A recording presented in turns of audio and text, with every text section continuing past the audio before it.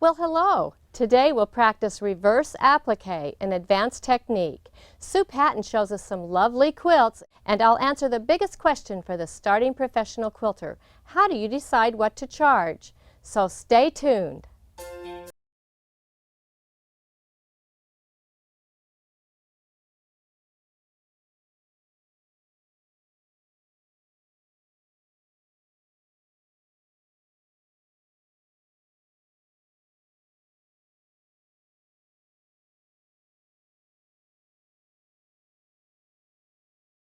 Making decorative threads that help you unleash your imagination. By Statler Stitcher, providing automation to enhance and expand your long arm quilting business. And by Hobbs Bonded Fibers.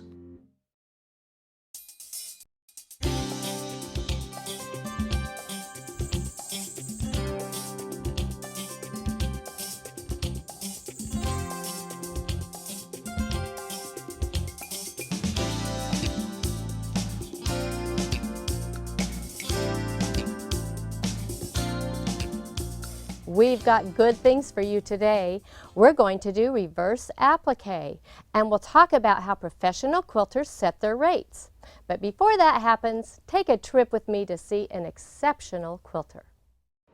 Hi there, we're here at the International Quilt Festival, and today our guest is Sue Patton from Ontario, Canada. Welcome, Sue. Hi, Linda. We're so excited to see the projects that she's brought. Let's just go ahead and look at our wonderful quilts that you brought today. All right. I love the detail in this. This is your thread painting. Yes, it is. Kind of become an expert in this. It's my passion. Oh, that's wonderful. I love the detail in these leaves. Can you tell us about that? Certainly. With this, what I've done is I've used a shorter color exchange on my variegated thread. Color exchange, what does that mean? Some of the cotton threads have a longer exchange, so the color will change or decrease in color in a longer span or in a shorter span. Increments, sort of. The increments are short and long, and they invert or switch back on themselves. Okay, so you actually do this with variegated. Yes, I do. Using those color changes. Yes. I can't wait to see you do this. This is a gorgeous little wall hanging. Tell us about this quilt. Does this have a name? It does not. It doesn't have a name yet. Not Okay. Yet. This is my newest. It was a commissioned piece, so we haven't named it yet. That'll be up to the person that I've done it for. But what she wanted was a variety of different colored flowers to display different colors of threads. Oh, it is absolutely gorgeous. Thank you. Absolutely gorgeous.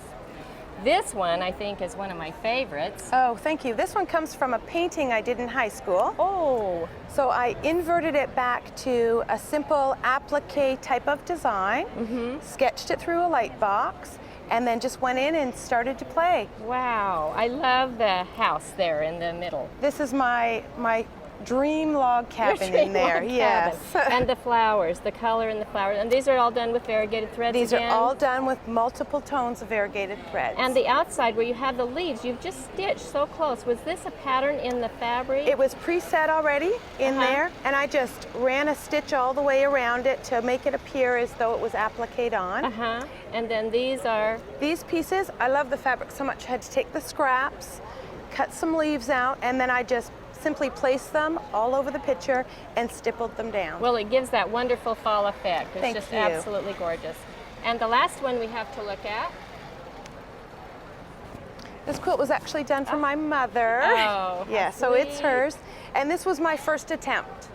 So I just wanted to... This is your first attempt? This is my first attempt. That gives me hope. I just put it on there and tried to think of my thread as a paintbrush and went in and just kept adding and adding and adding until I got what I thought looked like it should be there. You know, this bird in particular, I think, is just so outstanding. Oh, thank you. Can you tell us a little bit about how you did that bird? This is done with a multiple tones of variegated thread. So what I do is, in a space this large, it's very difficult for me to go in and fill it all in.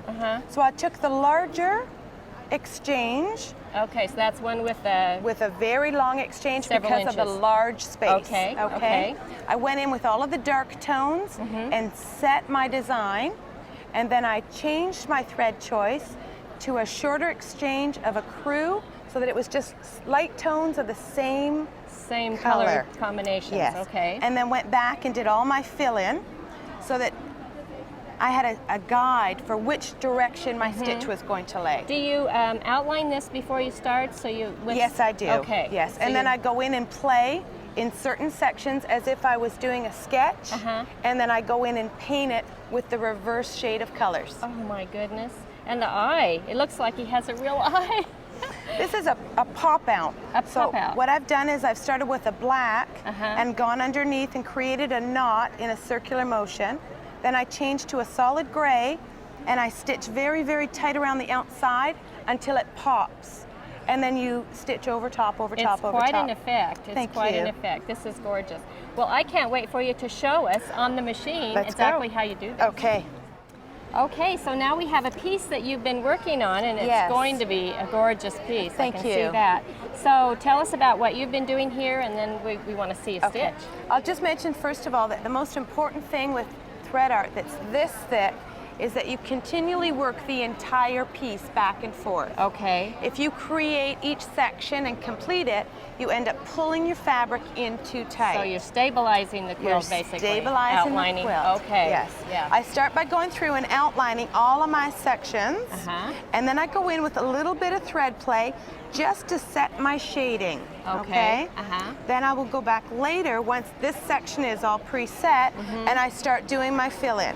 Being very careful to turn that thread in the direction that I want the petal or the leaf to go. Okay? Okay. All right, this section here, I've done all of the outline shading in the light, reversed to the bird that we showed you. Okay. So now I'll go in and I'll put the darker shades in just so that you can see the reverse. So it'll look like we're going into the flower. Looks a little different, makes a different shade, okay? Great. I just pick a spot that I think that I'll be able to move in and out of comfortably. Bringing your bobbin up to the top. Bring my bobbin thread up. Okay. I give it a couple little snips so that this is nice and tight because I'm going to move fairly quickly. Okay. Okay. And then I just start to go. The most concentration is trying to catch my eye as to what color is coming next. Oh, wow. So that I can tell the machine that I need to be over here. Okay. So we work in a non-stitch regulated mode. Okay. Because it will not allow me to make that extra long stitch I need to move over. Okay? All right, here we go. So we just fill in the space as we go. I've left certain spaces and room that I feel where the darker the oranges and the darker gold should hit to give the illusion when I'm done for the fill-in that that petal is actually curving in that direction. Then I'm going to sneak back down here and fill this section in, being very careful to move it into the right space as that thread changes color. You're going so fast, I can't believe you can keep track of the color as it comes up. I like to move quickly, otherwise I overestimate the thread. I end up with very small stitches.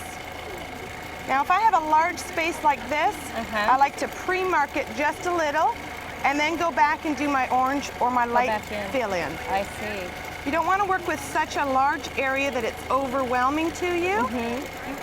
When I know that the next color is coming down, I will jump into the next shaded area that I have open, and then I will come back on it to reverse that shading.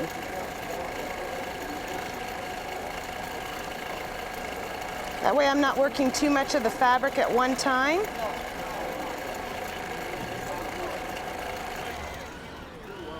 That is so fantastic. Thank you, I Linda. can't believe you do so fast and so wonderful, and thank you for sharing that with us. Thank you for having me. Do you have this quilt on a little tighter than normal? It feels... Yes, I do. I don't use any stabilizer under the thread. I just use a very low loft, 100% cotton bat.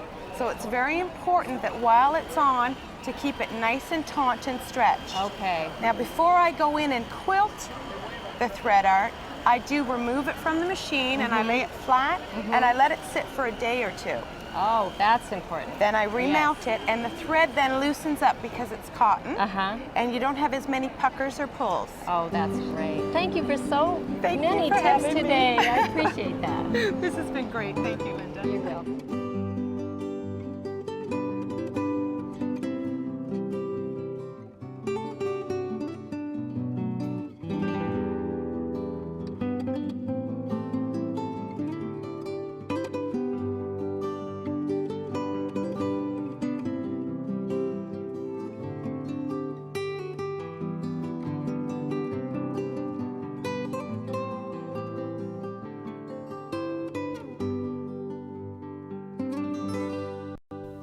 There are some typical ways that quilters measure their work and worth on different quilts. By the square inch, square foot, or square yard. I personally chose by the square inch because length times width was easy for me to figure. By the hour, when you start on the quilt and when you finish working on the quilt. By the bobbin, how many bobbins do you use as you are doing that quilt? By the quilt size, are you working on a baby quilt or a king size quilt? All of this depends on the type of quilting to be done on the quilt.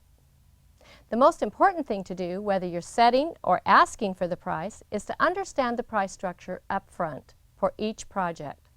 Price lists and work orders are good for this, and we'll talk about them in other episodes. I have a great project today. You're going to love this one. Here's a little finished wall hanging that I have done this reverse applique and this chenille treatment around that applique. And also I've got some surface design out here. So let's take a look at how we do this. On our project, first of all, I made a frame around this. So you could do this all the way around the outside of your border. And to do that, you could piece fabric together, but I wanted this to all be one piece, so I just took my paper and cut. You could draw this on if you wanted, but you know, it doesn't matter a whole lot how you do this. Just curves and points like that. Play with it. There's the piece that I cut out, and here's my frame. And it's all going to be symmetrical. Of course, you would have a square there. So you see, anything that you do is going to work out great. So you do that with your fabric, and then you lay it over your piece like that. And I've stitched around some of the sides already, but you can see this piece is still loose. And so you have a raw edge here, and I'll show you what we're going to do on that. Now, because I'm doing raw edge applique or soft applique, I know that I have to have several layers of fabric underneath the top layer. And so I've chosen some hand-painted fabrics here, and I've got green and blue and pink, and the last layer I chose was yellow. And I wanted that yellow not only just to bring out some other color, but because I'm going to do a flower in the middle and I want yellow in the middle of that flower. So I know that the last layer that I go down to is yellow. Now, whether or not you want batting in your project, that's up to you. When you have this much fabric in here, you really don't need batting. You might want to have it in there though, just to give it a little bit more stable. So we have wonderful corners here that we can go ahead and do some chenille on. And I want to show you what we're going to do on that. I'm going to bring the machine over. And these are all at 45-degree angles. That's going to give me the best fraying of my fabric. I'll first of all just go down and bring up my thread, and I'm going to stitch this side down. I'm going to turn up my machine here. I'm going to be in manual. And I kind of push the fabric ahead a little bit to ease that extra fullness in. There we go. And you know, this is nice. I'm doing a variegated thread with this, but I'm going to stitch some of this down. And you can also go along the edge of the fabric, and it's okay to go back over it more than once and kind of get it down there. Now be careful with your fingers. Keep your fingers out of the way. Your right hand is kind of protecting that left hand, but you have to always have good respect here for this industrial machine. Now on top of all of that, I'm just doing a loopy design. This is a very simple design. I could think of anything that I wanted to do here, but whatever I decided to do, I would want to be consistent. If I decided to do, for instance, points or all curls, something like that, I would want to be very consistent. We'll speed this up a little bit so I can get that done, like that. And you can put several layers of different colors of thread over. If you want to use a different variegated after this, or maybe you want to put a metallic on top of it. If you decide to use a metallic, you always want to use that metallic last, because it needs to be the shiny one on the top. Don't ever put it on the bottom. So now I'm going to go and right over the edge, I'm going to do loops like this, and that's going to cover that raw edge, because I don't really want this raw edge to fray out a lot when it's washed. The other soft applique is okay for it to fray because it's going to give it a chenille look. I won't do the whole thing there, but I just wanted you to see you can cover up that edge and how pretty that looks. Looks like a finished edge, and that again you could do with a metallic thread or even a heavier corded thread if you wanted to. Now for the chenille part, I'm going to take my ruler and I want to sew these lines about 5/8 of an inch apart, each one of them. So I just take my ruler like this, come down here. I'll lift my needle up. I won't sew that shut because when I open that up, I want to be able to cut right through it. So I just go back and forth like this, sewing these lines. And you could mark them ahead of time if you wanted to, until you get all the way down to the corner. Now when you're finished sewing all of your lines, let's see what we do to that chenille. We've got some over here where I've stitched them, and I know that the yellow is my last layer, so I have to be very careful, and you can use scissors or you can use a chenille cutter or whatever you use to cut chenille. Be very careful, that yellow is my last layer and I don't want to snip the yellow. Just cut all the way over to the edge, and some of these are already slashed like that, down to that last layer. Then take just a spray bottle of water, and I saturate it pretty good. This is really the funnest part because it like blooms right in front of your eyes. You can do it, and I usually am too excited. I have to do it right on the quilting machine. It's almost like you have a nice surface here to use. So, and I'll do it both ways to really shred that fabric. Now when that dries, it's going to be soft and fluffy like the outside. So you can do that anywhere inside your quilt as long as you have layers underneath that top. Now in the middle of the quilt, I started doing a design here, but I want to show you how you can do. I'm just going to do a little flower in here. I'll just come up here like this. We'll make a center because remember I wanted that center to be yellow. And then I'll just put, these are all going to be open, so I'll put some nice little petals on. That's an easy flower. I bet every one of you could draw that flower. And then as I come back down, it's almost like I'm just continuing that flower, but they turn into kind of feathers and leaves. And then come back up over here on the other side. And then down here, I think I'll come into a ribbon. And you know, ribbons can cross. They look more natural if they do, because that's how usually you see ribbons. They're crossed like that. Now, I could continue to quilt on this, and I would want to echo and do some heavy quilting around this to really bring this out, because when I open that flower, I'm not going to see the thread, so I want this thread to show. And you know, when you're echoing, you don't have to just continue echoing. You can throw in some little extras like swirls. There we go. Throw in some little swirls wherever you want them, and then just continue to echo those swirls. You see how interesting that's going to be? Now in this quilting, as I reach the edge, like I'm reaching the edge over here, I'm going to start echoing the edge on the side. And I am quilting through 6 layers of fabric plus batting.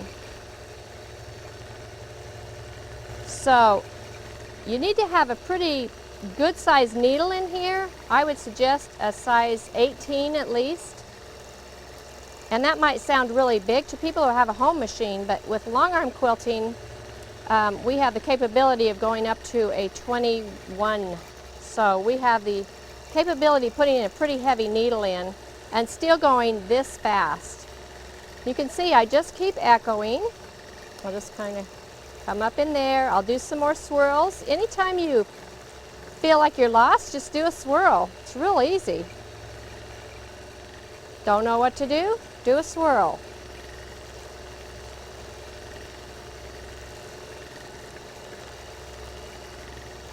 One more swirl in here, and I'll just end on right there, and then just to hide where I stopped and started, I will just take some little stitches there right along that very same line, and I won't have any knots on the other side, no tails to cut because I just brought up my bobbin thread.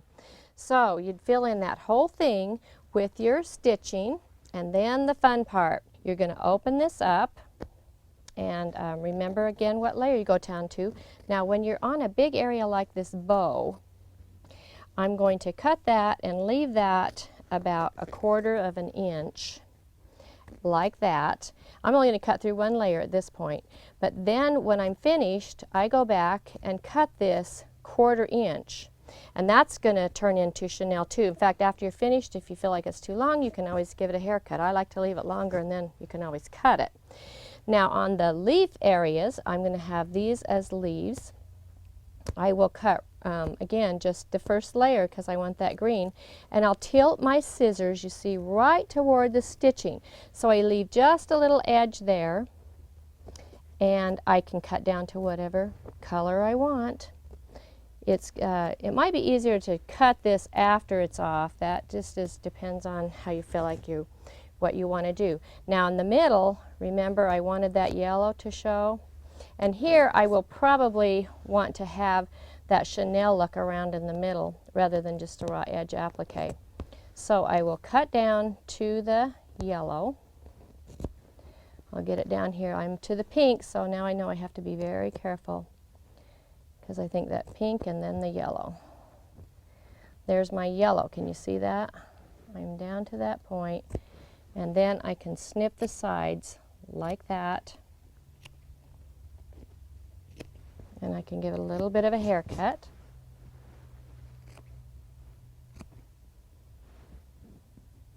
So I can see that yellow, but I'll have the chenille all around it. Okay, let's go ahead and spray it. Spray some of this part so you can see how this looks. And use our brush.